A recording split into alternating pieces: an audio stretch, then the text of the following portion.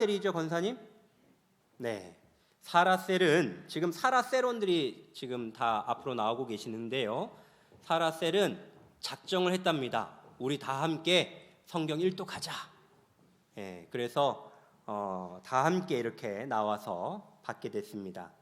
우리 한 분씩 드릴 때마다 내년에는 1독이 아니라 한 10독 하시라고, 더 열심히 성경 읽으시라고 심차게 박수 쳐주시면 감사하겠습니다.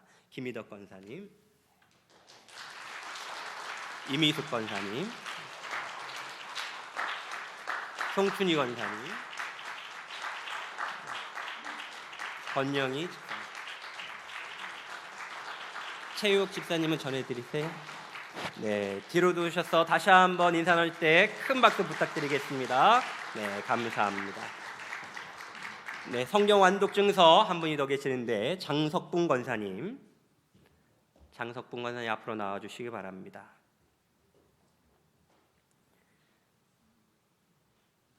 우리 장석분 권사님은 41독 하셨습니다.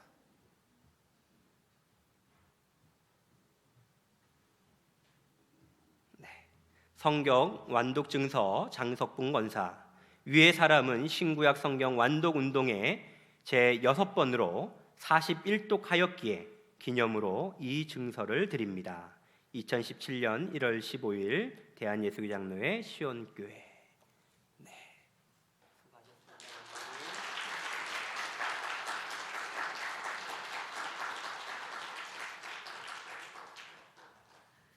네.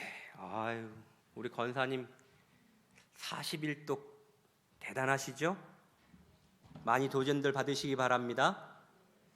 앞으로 성경 완독 증서 한 번 읽으면 안 드려야 될까봐 한 10번쯤 읽어야 이렇게 좀 읽었다 될 수 있을 것 같아요. 오늘 같이 은혜 나누실 말씀은 마태복음 5장 9절의 말씀입니다.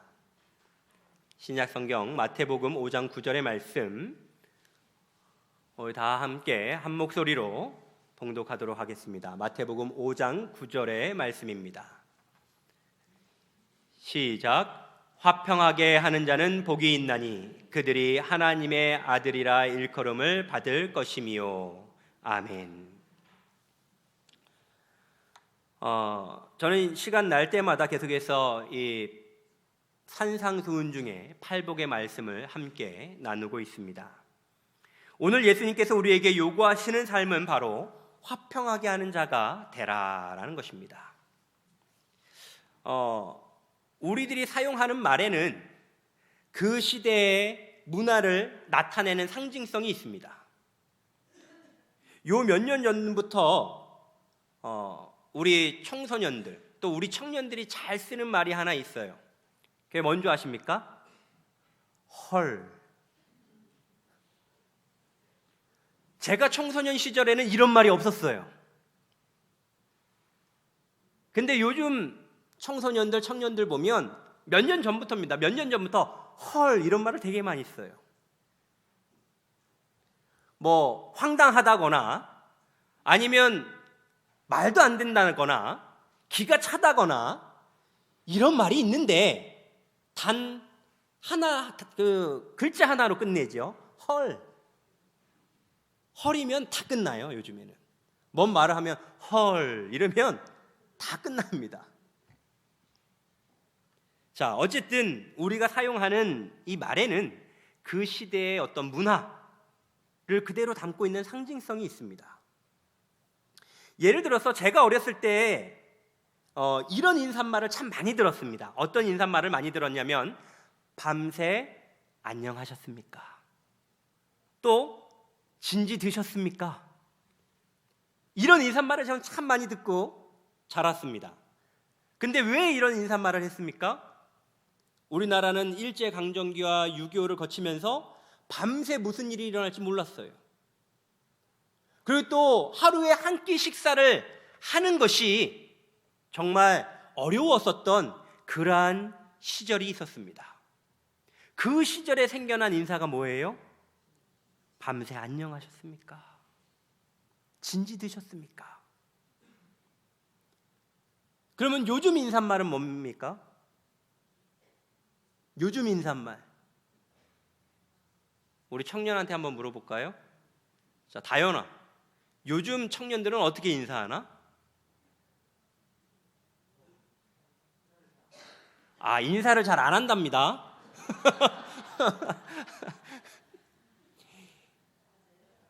예, 인사를 자랑이다 아주. 자, 어쨌든 요즘에도 우리는 안녕하십니까 이렇게 인사를 하죠, 그렇죠? 그런데 그 인사말 안녕이란 말은 아무 탈 없이 편안함을 이르는 말이 안녕입니다. 이 말을 우리가 인사말로 한다는 것은 다시 이야기하면 우리 사회가 아직은 탈도 많고 편안함이 없다는 걸 이야기합니다. 그럼 이스라엘의 인사말은 뭡니까? 샬롬이죠. 다들 잘 알고 계시네요. 우리 옆에 분들과 한번 인사 나눠볼까요? 샬롬. 네. 아유, 이렇게 인사하기 좋아하는데, 그죠? 자, 근데 아마 설교를 다 듣고 나면 내가 옆 사람과 왜 샬롬이라고 인사했지 후회하실지도 모릅니다.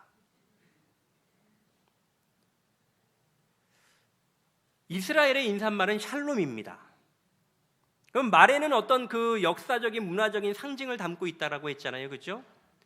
그러면 이스라엘의 역사는 어땠습니까? 정말 샬롬했나요? 아니죠. 구약의 역사를 보면 이스라엘 백성들은 끊임없는 환난 가운데 살았습니다. 통일 왕국을 이루면서 살았었던 그 시절이 사울, 다윗, 솔로몬 왕밖에 없었어요. 그리고 그렇다라고 해서 이 사울과 다윗과 솔로몬이 정말 큰 왕국을 이루면서 살았느냐? 솔직히 얘기하면 그것도 아니에요. 이스라엘이 우리나라 강원도만 합니다. 남북한 합친 강원도. 그렇게 큰 왕국도 아니었고 그렇게 힘센 왕국도 아니었어요. 더군다나 솔로몬 사후에는 어떻게 됩니까? 나라가 두 개로 나뉘어져서 북이스라엘은 아시라에 멸망당하고 남유다는 바벨론 왕국에 의해서 다 포로로 붙잡혀가 버리고 말았습니다. 그럼 거기에서 끝났나요? 아니죠. 페르시아 왕이었었던 고레스의 왕의 칙령에 따라서 잠시 잠깐 이스라엘이 어떻게 됐습니까? 고향 땅으로 왔어요. 그럼 고향 땅에 와서 잘 살고 잘 먹었다 이러면 얼마나 좋겠습니까? 그런데 페르시아 제국의 지배를 받다가 그 다음에 나타난 알렉산더의 지배를 또 받아요. 알렉산더의 헬라 제국 이후 다음에 어떤 제국이 또 등장했습니까? 로마 제국이 등장해요. 그러면서 기원전 63년에는 로마 제국의 한 주로 편성되고 맙니다. 아예 이스라엘이라는 나라 자체가 없어진 거예요, 이제는. 그리고 우리가 성경에 너무나도 유명한 왕이죠. 예수님이 태어날 당시의 왕 헤롯. 헤롯은 로마가 임명한 왕입니다. 원래 이스라엘 왕이 아니에요. 치욕적인 거죠. 일본이 우리를 점령하고서 어떻게 했다라는 거예요? 쉽게 얘기해서 니네 요 땅 다스려 하고 왕을 세워줬다는 겁니다. 그랬던 왕이 헤롯 왕이었어요. 그래도 헤롯 왕은 나름대로 열심히 이스라엘을 위해서 예루살렘 성전도 짓고 또 군사기지인 마세다 요새도 짓기도 했습니다. 그런데 이 로마의 분봉왕인 헤롯이 죽고 나자 로마가 직접 통치를 하기 시작합니다. 직접 통치를 하기 시작하면서 유대의 종교의 풍습을 지키지 못하도록 그렇게 막았어요. 심지어 예루살렘 성전에다가 돼지머리를 갖다 걸어놓기도 했습니다. 그러자 이스라엘이 여기저기서 요즘 말로 이해하면 쿠데타를 일으킵니다. 쿠데타를 일으켜서 성공하면 얼마나 좋겠습니까? 근데 그 결과로 AD 70년에 예루살렘 성전을 완전히 무너뜨려 버립니다. 그리고 132년경에 유대의 반란을 모두 다 진압하고 로마가 그 땅 이름을 이스라엘이라는 이름을 싹 지워버리고 그때부터 팔레스타인이라는 이름을 지어줍니다. 그리고 어떻게 합니까? 모든 이스라엘 백성들을 그 땅에서 살지 못하도록 다 쫓아냅니다. 이후에 약 1800년 동안 이스라엘은 나라 없는 나그네의 삶을 살았습니다. 그러다가 1948년도에 이스라엘을 건국을 선언하고 현재까지 이르르고 있습니다. 그러면 현재 이스라엘은 평안합니까? 아니죠. 팔레스타인 해방기구랑 끊어없는 갈등이 아직도 끝나지 않고 계속되어지고 있습니다. 한마디로 이스라엘은 역사의 초기부터 현재에 이르기까지 평안한 적이 있었다 없었다? 없었다. 그런 나라가 이스라엘입니다. 이러한 이스라엘이기 때문에 가장 뭘 바라겠어요? 평안을 바랍니다. 얼마나 이들이 평화로운 세계를 갈구했던지 만날 때마다 하는 인사가 뭐라고요? 샬롬, 샬롬.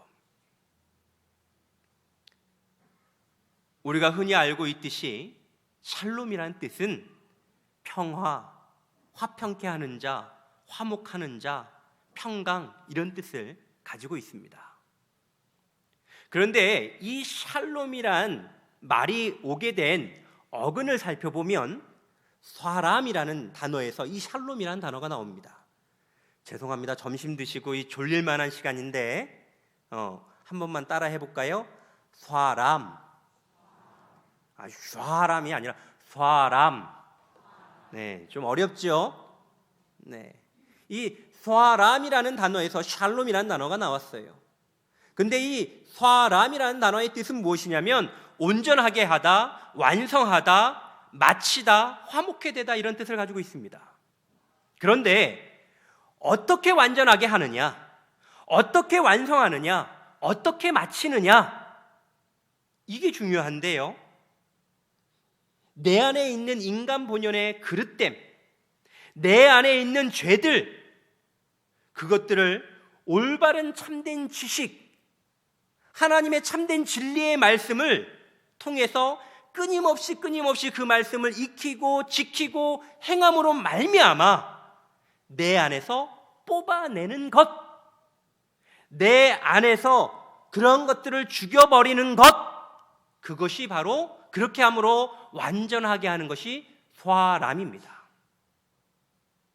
자, 그러면 샬롬 번연의 뜻은 무엇인가?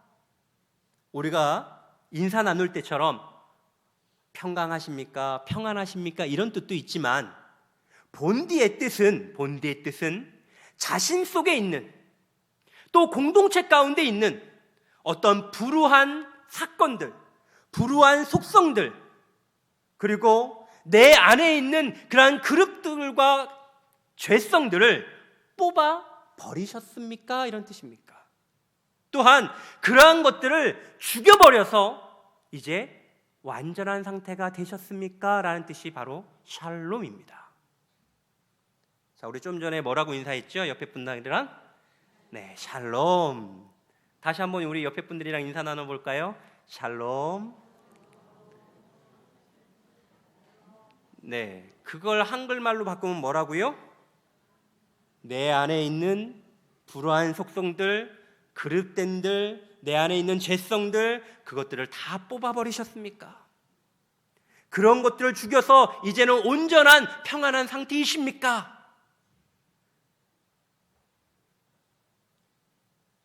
이게 쉬운 인사가 아니에요. 무서운 인사입니다. 만약에 우리가 공동체 안에서 샬롬했다라면 우리는 어떻게 해야 되는 것이죠? 우리 시온 공동체에 있는 그러한 불우한 속성들, 잘못된 죄가들, 그릇된 모습들, 우리 안에 있는 여전한 죄성들, 그것들을 다 뽑아버리셨습니까? 라고 인사 나누는 것이 샬롬이라는 거예요.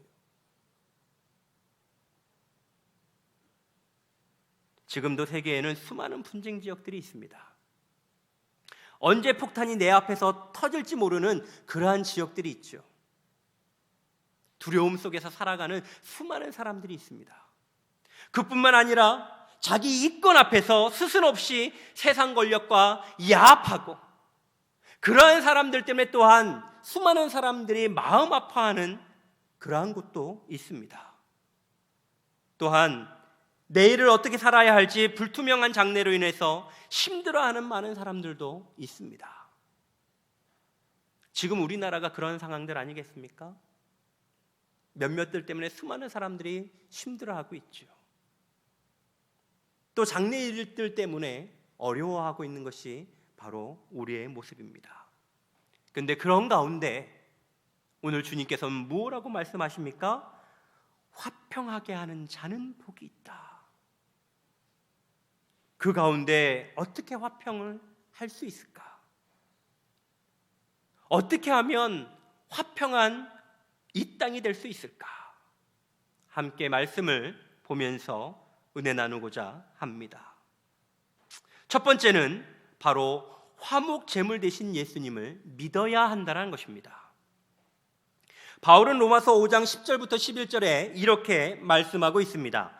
곧 우리가 원수 되었을 때 그의 아들의 죽으심으로 말미암아 하나님과 화목하게 되었은즉 화목하게 된 자로서는 더욱 그의 살아나심으로 말미암아 구원을 받을 것이니라. 그뿐 아니라 이제 우리로 화목하게 하신 우리 주 예수 그리스도로 말미암아 하나님 안에서 또한 즐거워하느니라. 그리스도로 말미암아 하나님과 우리가 원수된 관계에서 화목하게 되어졌다는 겁니다. 예수님이 화목제물이 되셔서 죄 많은 인간들을 위해서 대신 죽으심으로 말미암아 우리가 하나님과의 관계가 회복되어졌다는 것입니다.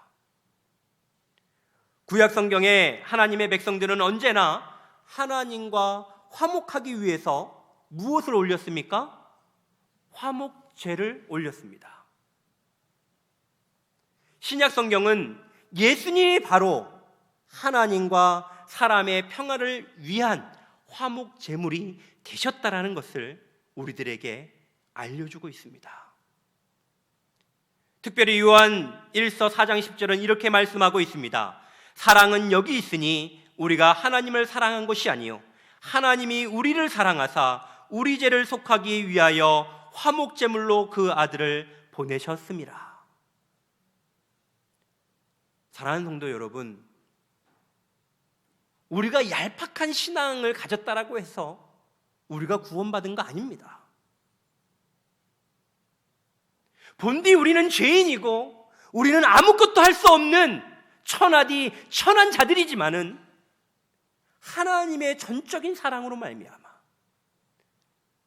하나님의 무궁무한하신 은혜로 말미암아 하나님이 먼저 우리에게 프로포즈 하셨다는 겁니다. 누구를 예물 삼아서? 예수 그리스도를 예물 삼아서.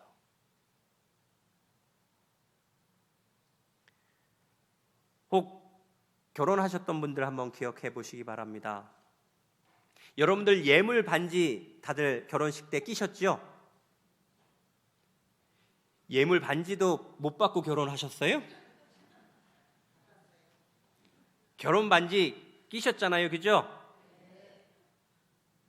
그거 어떻게 생겼는지 지금 기억하시는 분? 아, 예, 대단하시네요. 혹 나 그거 아직도 끼고 있습니다, 이렇게 보여주실 수 있는 분? 어유, 예, 대단하십니다. 결혼식 때 받으신 거예요? 야, 예, 대단하십니다. 저는 안 끼고 있는데요, 제가 총각 때 이 몸이 아니었거든요. 결혼 때 맞춘 반지가 살이 찌다 보니까 이게 맞지가 않아서 집에는 잘 있습니다. 우리가 결혼할 때 남편과 아내로서 약속하면서 주고받았었던 그 예물,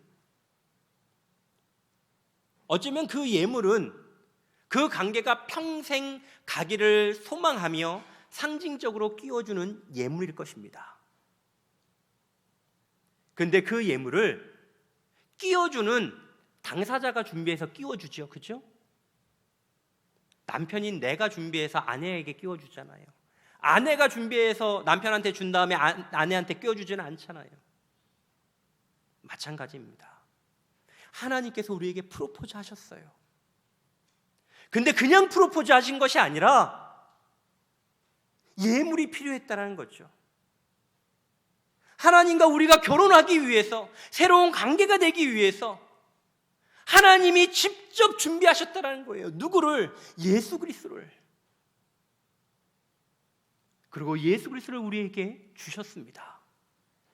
그런데 우리가 처음 믿었을 때는 그 예수 그리스도라는 그 이름 하나만으로도 감격해요. 그 결혼 반지 보면서 얼마나 제가 감격했겠습니까? 그죠? 저렇게 귀엽고 이쁘지는 않지만 어쨌든 귀여운 자매를 하나님 허락해 주셔서 감사합니다. 얼마나 감격했겠어요. 그런데 제가 총각대 같지 않은 몸매를 점점 하나님께서 주시더라고요. 그러면서 이 반지가 처음에는 기쁨이었는데 점점 살이 찌니까 어떻게 돼요? 아파요. 빼고 낄 때마다 힘들어요. 그래서 어느 순간 빼서 놔두죠. 근데 마찬가지입니다. 어느 순간부터 그 귀하디 귀한 이름인 예수 그리스도가 우리에게 걸리적거리는 이름이 될 때가 있었어요. 우리가 세상 살아가다 보면 부딪힐 때마다 예수 그리스도를 잠시 잠깐 내 뒤에 숨겨놓을 때가 있어요. 어느 순간은 예수 그리스도를 완전히 잊어버리고 살아가는 듯한 그러한 모습이 우리들 가운데 있다는 거예요.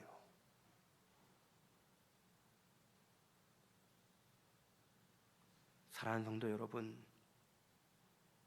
그러나 주님께서는 모든 그리스도인들이 예수 그리스도 안에서 하나님과 새로운 관계, 하나님과 화목함의 관계, 하나님과 평안한 그 관계를 이루시기 위해서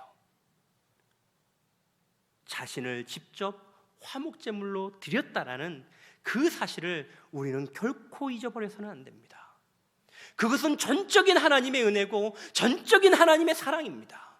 우리가 예수 그리스도를 우리의 삶 가운데서 멀리하는 그 순간 우리는 하나님과의 관계가 멀어질 수밖에 없는 것입니다.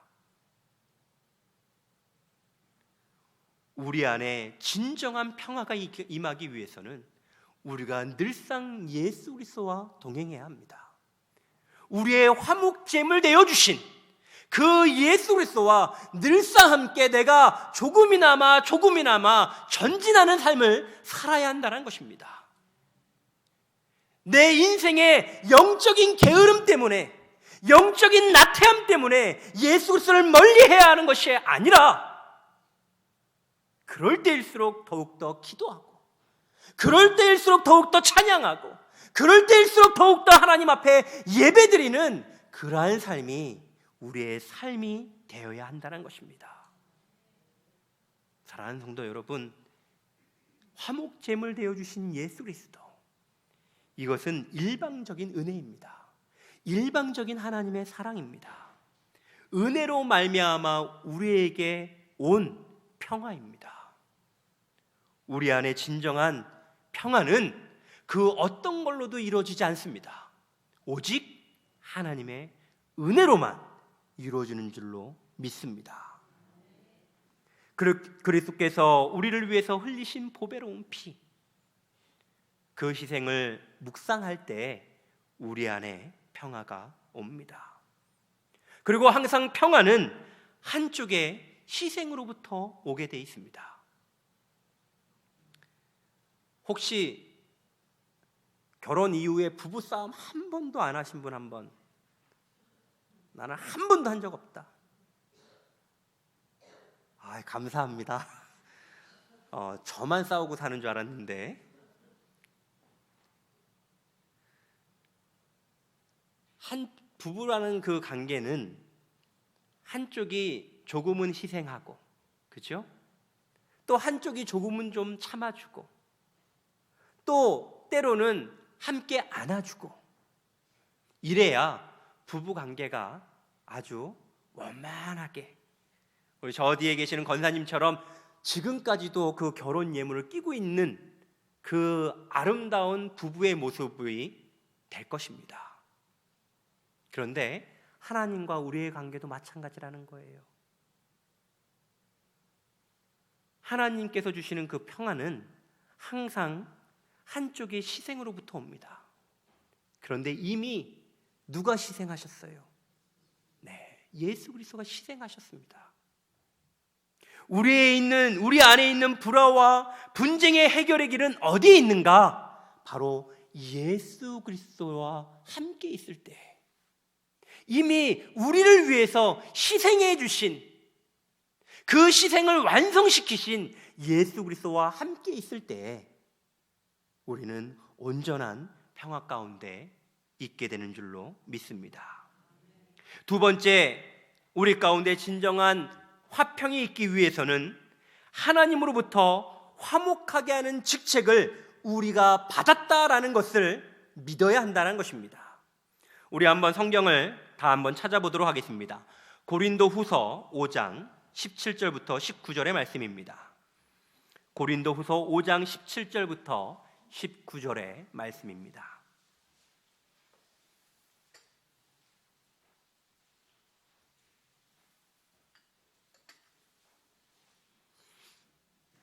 고린도후서 5장 17절부터 19절의 말씀을 한번 다 함께 읽도록 하겠습니다.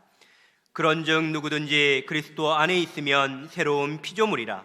이전 것은 지나갔으니 보라 새 것이 되었도다.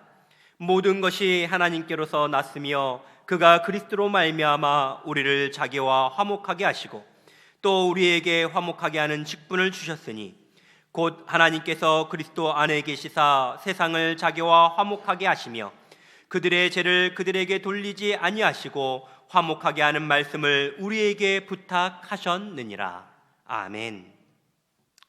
흔히 그리스도인이라면, 흔히 교회 다니는 사람이라면 한 번쯤은 들어봤던 말씀, 그죠?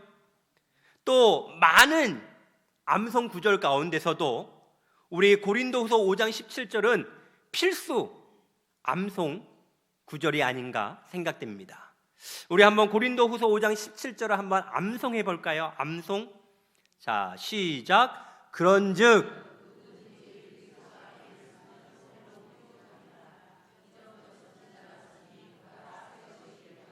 네. 잘들 하시네요. 자, 그러면 왜 하나님이 새로운 피조물 되게 하셨습니까? 왜 이전 것을 다 지나가게 하셨습니까?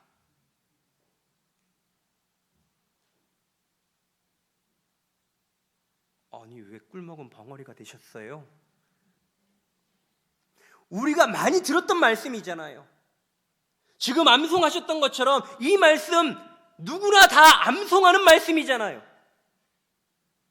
그러면 왜 우리를 새로운 피조물 되게 하셨는가? 그러면 왜 이전 것들을 다 지나가게 하셨는가? 답이 뭐예요, 답이? 좀 전에 몇 절부터 몇 절까지 읽었어요? 17절부터 19절까지 읽었잖아요. 그러면 눈치 있으면, 그렇죠.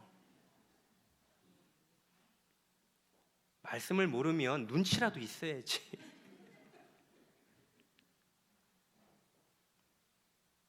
화목하게 하는 직분을 주시기 위해서 우리를 새로운 피조물 되게 했다는 겁니다.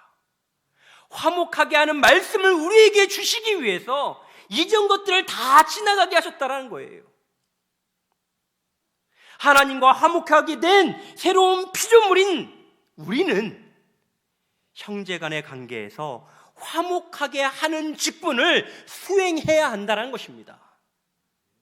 이 직분을 행할 때 우리는 새로운 피조물이고, 이전 것들을 다 지나간 그러한 모습 가운데 하나님 앞에 서 있을 수 있는 자라는 것입니다. 근데 우리는 말씀을 읽을 때, 또 말씀을 암송할 때 너무 이기적으로 말씀을 보고 너무 이기적으로 말씀을 암송해요. 암송하려면 어디까지 암송해야 돼요? 19절까지는 암송해야 돼요. 근데 17절만 암송해. 왜? 새로운 피조물이거든. 우와, 이전 것은 다 지나갔대. 그것만 좋아, 그것만. 죄송합니다. 근데 그게 우리의 모습이잖아요. 하나님께서 왜 우리를 새로운 피조물 삼아주셨는가? 화목해 하는 직분을 주시려고. 그렇기 때문에 예수님께서는 이 팔복의 말씀 이후에 계속해서 이렇게 말씀하십니다. 마태복음 5장 13절에 뭐라고 말씀하십니까? 너희는 세상의 소금이니 소금이 만일 그 맛을 잃으면 무엇으로 짜게 하리요? 후에는 아무 쓸데없어 다만 밖에 버려져 사람에게 밟힐 뿐이니라. 계속해서 16절에선 주님께서 이렇게 말씀하십니다. 이같이 너희 빛이 사람 앞에 비치게 하여 그들로 너희 착한 행실을 보고 하늘에 계신 너희 아버지께 영광을 돌리게 하라. 계속해서 23절, 24절에서 뭐라고 말씀하십니까? 그러므로 예물을 제단에 드리려다가 거기서 내 형제에게 원망 들을 만한 일이 있는 것이 생각나거든 예물을 제단 앞에 두고 먼저 가서 형제와 화목하고 그 후에 와서 예물을 드리라.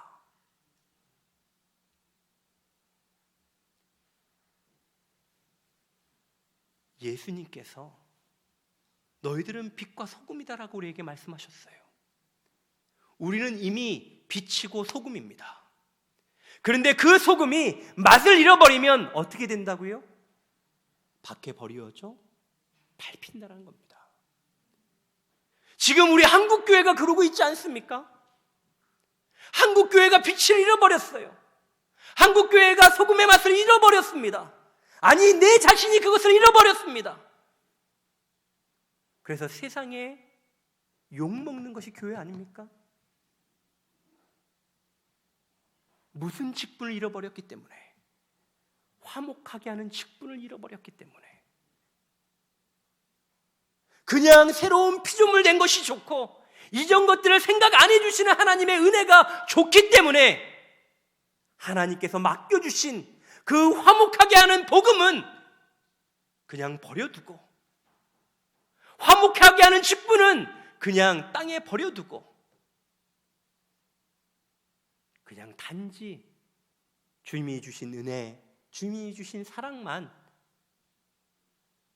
늘상 생각하며 감격하며 머물고 있는 모습이 우리들의 모습 아닙니까?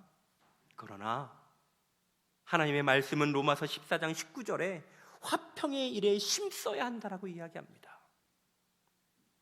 좀 전에 읽어드렸습니다마는 마태복음 5장 23절부터 24절에서 주님께서 뭐라고 하십니까? 한 사람이 지금 회당에 예배드리러 나왔습니다. 근데 예배드리기 전에 뭐 해라? 만약에 네 형제에게 원망 들을 것이 있으면 먼저 그에게 가서 화목하게 하고 온 다음에 예배드려라. 그래야 그 예배 받아주신다. 하나님께 예배드리러 나오는 것보다 먼저 화평케 하는 것, 그것이 우선이라는 것입니다. 누구와 화평해야 합니까? 누구를 화평케 만들어야 합니까? 히브리서 12장 14절에 우리에게 이렇게 이야기하고 계십니다. 모든 사랑과 더불어 화평함과 거룩함을 따르라. 이것이 없이는 아무도 주를 보지 못하리라. 모든 사랑과, 내 마음에 맞는 사람과 말고, 내 뜻과 맞는 사람 말고, 이 땅에 있는 모든 민족과 모든 열방, 모든 생명체와 더불어 화평하라는 것이 바로 하나님의 명령입니다. 이것이 없이는 아무도 주를 보지 못하리라 말씀하셨습니다. 사랑하는 성도 여러분, 저와 여러분은 화평하게 하는 자입니까? 왜 아무도 아멘 안 해요?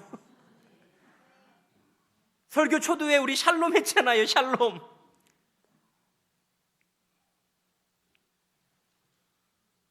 모든 사람과 화평하게 하는 이 일을 위해서 우리가 새로운 피조물이 되어진 것입니다.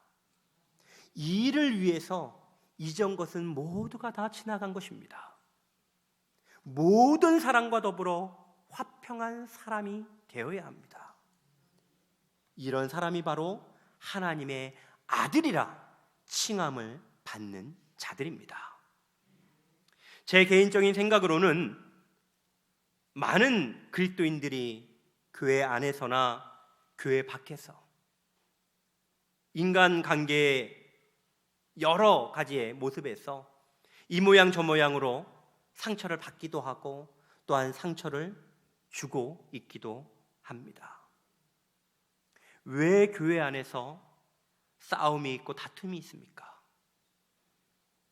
왜 예수님을 따라서 살아간다라고 하는 우리인데 화평과 사랑이 넘치는 것이 아니라 왜 우리 가운데는 분냉과 시기와 질투가 여전히 있습니까? 뿐만 아니라 우리들이 교회 밖에 나가서도 싸우고 있지 않습니까? 심지어는 우리 가정에서도 싸우고 있지 않습니까? 하나님이 만들어 주신 그 공동체 안에 반드시 필요한 것, 그것이 뭐냐? 바로 샬롬입니다. 평안이 있어야 합니다. 우리는 공동체의 한 일원으로서 에베소서 4장의 말씀을 기억해야 합니다. 에베소서 4장의 말씀처럼 평안에 매는 줄로 성령이 하나 되게 하신 것을 심써 지켜야 하고, 또한 그러기 위해서는 우리는 모든 겸손과 온유로 해야 하고, 또한 오래 참음과 사랑 가운데 서로 용납해야 합니다. 평안에 매는 줄로. 샬롬의 뜻을 다시 한번 되새겨 보도록 하겠습니다. 우리 옆에 분들과 한번 인사 나눠볼까요? 샬롬, 샬롬.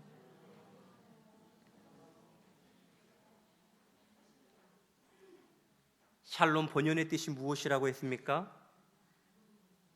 물론 화목하십니까? 이런 뜻도 있습니다. 그러나 자신 속에 있는 불우한 속성, 우리 공동체 안에 있는 그릇됨과 죄들, 그것들을 뽑아 버리셨습니까? 우리 공동체 안에 있는 그러한 것들, 시기와 질투와 분냉과 당짓는 그러한 수많은 것들, 그런 것들을 죽여버려서 완전하십니까? 평안하십니까? 우리는 지금 미움과 교만함과 오래 참지 못함으로 인해서 공동체의 화평을 깨는 그러한 모습들이 우리 교회뿐만 아니라 이 한국 교회에 가득함을 보게 됩니다. 그러나 사랑하는 성도 여러분, 오늘 말씀을 기억하시기 바랍니다. 화평하게 하는 자는 복이 있나니.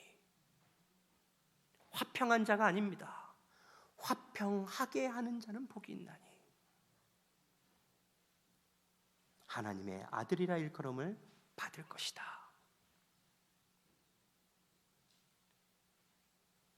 인정해 주신다는 겁니다. 하나님의 사역에 동참하게 해주신다는 것입니다. 이 얼마나 감사합니까? 다시 한번 예수 그리스도가 말씀하신 이 마태복음 5장 9절의 말씀을 여러분들의 심령 가운데 새기시기 바랍니다. 예수 그리스도는 우리와 하나님을 화평하게 만드시기 위해서 전적인 하나님의 사랑과 전적인 하나님의 은혜로 말미암아 스스로 화목제물로 이 땅에 오셨습니다. 그리고 우리를 하나님과 화목하게 하셨습니다. 우리는 하나님과 화목하게 된 자들입니다. 그런데 하나님은 거기에 멈춰서 있으라고 말씀하지 않습니다. 거기에 너희들이 만족하라고 말씀하지 않습니다. 하나님께서는 우리에게 화목하게 하라라고 말씀하고 계십니다.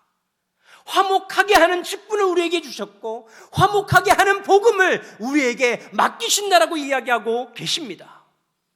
예수님은 화목하게 하는 자가 복이 있다라고 말씀하셨습니다.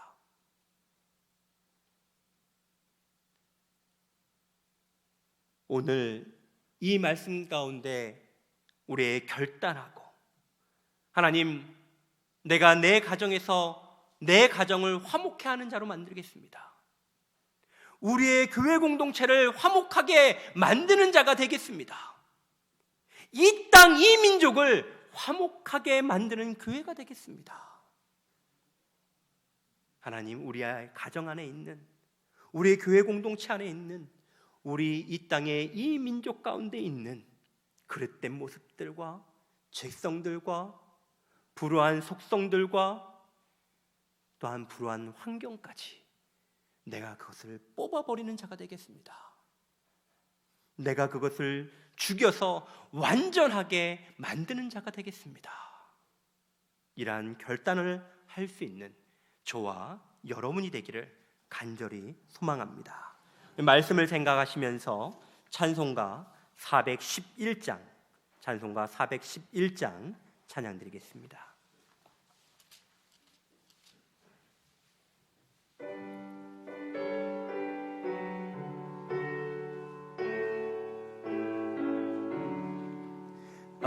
내 마음속에 참된 평화 있네. 주 예수가 주신 평화.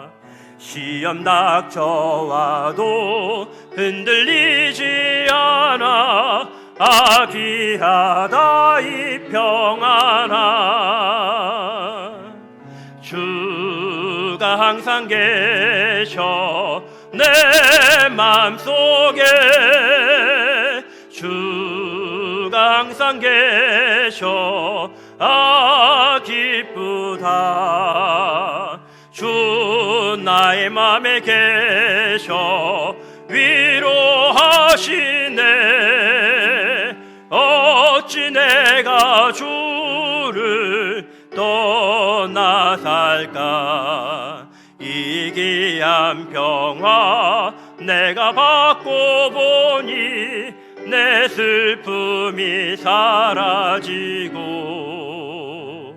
맘의 기쁨 넘쳐 주를 찬양하네. 평화의 임금 예수. 주가 항상 계셔 내 맘속에. 주가 항상 계셔 기쁘다. 주 나의 맘에 계셔 위로하시네. 어찌 내가 주를 떠나 살까. 주 날개 아래 내가 사는 동안 이 보배를 빛내리라. 기쁜 그날이 와 주를 만나 뵐 때 그 평화 영원하리. 주가 항상 계셔 내 맘속에.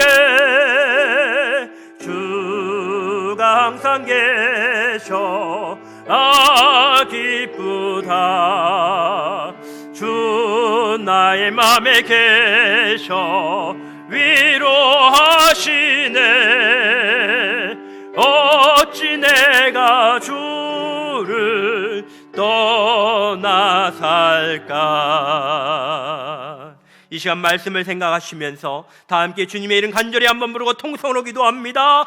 주여, 아버지 하나님, 우리들 가운데 아버지 하나님 참된 평화가 있음을 감사합니다. 아버지 예수 그리스도로 말미암아 아버지 우리가 하나님과의 아버지 관계가 회복되어졌는데, 먼저 아버지 하나님 참된 평안을 가지고 있는 자들로서 아버지 그곳에 멈추고 아버지 그곳에 만족하는 것이 아니라 이제는 주님께서 주시는 그 화목케 하는 직분을 감당하는 자들이 되길 원합니다. 화목케 하는 복음을 아버지 가지고 이 땅 가운데 살아가는 자들이 되길 원합니다. 아버지 하나님, 저희들과 함께하여 주시옵소서. 늘상 하나님과 동행하는 자들이 되게 하여 주시옵소서. 아버지 하나님, 먼저 아버지 하나님께서 주시는 그 은혜, 하나님께서 주시는 그 사랑, 하나님께서 주셨던 그 평안함을 잊지 않는 자들이 되게 하여 주시고, 아버지 그것을 늘상 또한 아버지 하나님 저희들이 가지고 빛과 소금의 직분을 잘 감당할 수 있는 자들, 또한 화목케 하는 직분을 주신 것을 감사하며 그것들을 통하여 아버지 우리의 가정 가운데, 우리의 교회 가운데, 더 나아가 우리의 이 민족과 이 땅 가운데 아버지 그릇된 모습들과 아버지 저 죄들을 모두 다 뿌리 뽑을 수 있는 아버지 진정한 샬롬의 전달자로들로서 살아갈 수 있는 저희들이 되게 하여 주시옵소서. 주여 아버지 하나님, 주님 앞에 아버지 담대히 머물길 원합니다.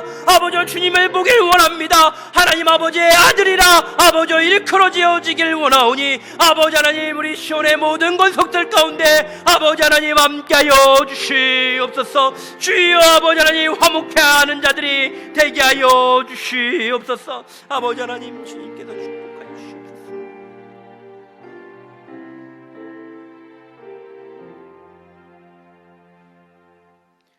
하나님, 우리가 이 시간에 다시 한번 화목케 하는 자는 복이 있나니 그들이 하나님의 아들이라 일컬음을 받을 것이요. 하나님, 이 말씀을 우리의 심령 가운데 새기고 살길 원합니다. 하나님, 먼저 우리를 사랑하시고 먼저 우리를 안아주시고 하나님, 먼저 우리에게 크신 은혜를 베풀어 주셔서 예수 그리스도를 이 땅 가운데 보내주시고 화목제물 삼아주심으로 말미암아 하나님과의 관계를 회복시켜 주시니 감사합니다. 하나님, 죽을 수밖에 없는 저희들인데, 너무나도 부족한 저희들인데 하나님 그 크신 은혜로 우리의 모든 죄를 덮어주시고 우리를 당신의 아들 삼아주심을 감사합니다. 하나님, 그런데 우리가 너무나도 영적으로 나태하고 영적으로 너무나도 게을러서 하나님 그것에 만족하고 살아가는 우리의 부족한 모습들을 보게 됩니다. 하나님, 화목하게 하는 자는 복이 있다라고 말씀하셨는데, 너희는 빛과 소금이라고 말씀하셨는데, 하나님, 우리는 그 화목하게 하는 직분, 화목하게 하는 복음을 그냥 벗어 던져버리고 하루하루를 살아가는 못난 모습 가운데 있었음을 용서하여 주시옵소서. 하나님, 다시 한번 화목하게 하는 아버지 하나님 직분을 회복시켜 주시고 하나님, 화목하게 하는 복음을 널리 전할 수 있는 우리들의 심령이 되게 하여 주시옵소서. 하나님, 그래서 우리를 통해서 하나님, 우리가 속하고 있는 모든 공동체가, 우리의 삶의 모든 터전이 아버지 하나님 그릇된 모습이 사라지며 죄된 모습이 사라지며 그 환경이 바뀌어지는 놀라운 역사가 있게 하여 주시옵소서. 평안함에 매는 줄로 성령의 하나 되게 하는 것을 힘써 지킬 수 있는 자들, 모든 겸손과 온유로 할 수 있는 자들, 오래 참과 사랑으로 아버지셔 서로 용납할 수 있는 자들이 되게 하여 주시옵소서. 하나님, 이 직분을 아버지와 감당하는 우리 시온교회가 되어졌을 때 하나님, 우리의 가정이, 하나님 우리의 교회가, 우리의 삶의 터전이, 하나님 이 지역이 하나님 다시 회복되어지고 우리가 하나님의 아들이라 일컫는 크신 은혜를 아버지 하시어 받기를 소망하오니 주여 아버지 하나님, 우리와 함께하여 주시옵소서. 하나님, 귀한 제단 가운데 감사의 예물 드리고 주일 예물 드렸습니다. 이 예물이 사용되어지는 곳, 정말 화목하게 하는 일들이 일어나는 놀라운 역사가 있게 하여 주시옵소서. 예수님의 이름으로 기도하오며 지금은 우리 주 예수 그리스도의 은혜와 하나님 아버지의 크신 사랑과 성령님의 감화 감동 교통하심이 내 삶 가운데 샬롬이 펼쳐지기를 간절히 소망하는 우리 시온의 모든 권속들과 그들의 가정과 그의 삶의 터전 가운데 지금부터 영원까지 함께하옵시기를 간절히 축원하옵나이다. 아멘.